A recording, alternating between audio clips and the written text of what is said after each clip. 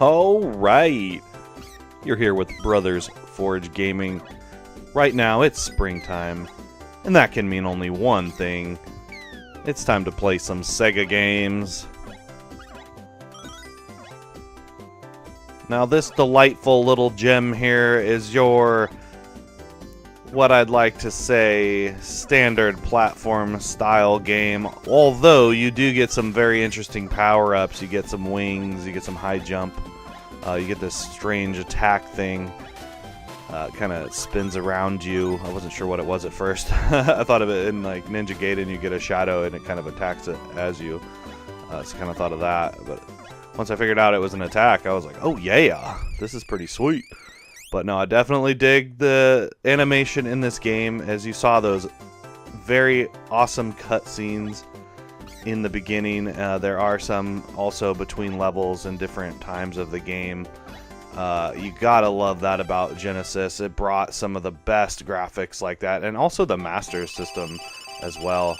Offered some high-res, I don't even know if you could say that, but it brought some very detailed cutscenes over its competition, and that was one thing I did enjoy. And games like this, you wouldn't really even expect it out of it, because you kind of think of just like cheesy platformers. You don't expect to see those kind of cutscenes in it. And again, they're in this era. I mean, I guess this is the same to compare it to now, where everything is a shooter of sorts. Back in the day, everything was a platformer of sorts. So, I mean, to say something is a platformer is, I mean, it's kind of a given. But that's not to say that they're not all the same or they're not all different or whatnot. I happen to really enjoy this one. It's hard to go back and play platformers, especially for me, because as I mentioned, you know, that was what it was. That's what you got back when you gamed.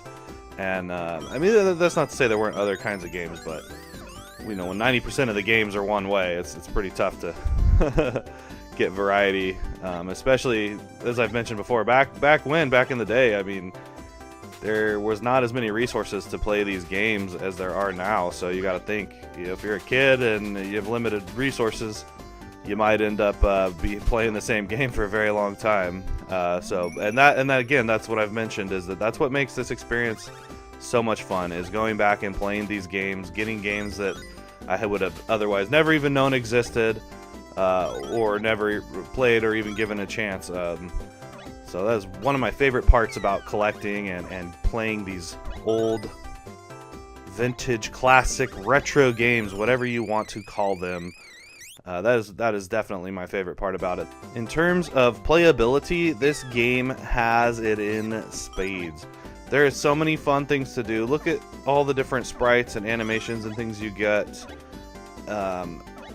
It has that Genesis arcade feel. This game almost feels like it would be at home on the Master System as well, with the kind of animation and graphics you see. Possibly it was ported from there. I'm not sure on that. But this game has everything you would want in a game of this era, of this style.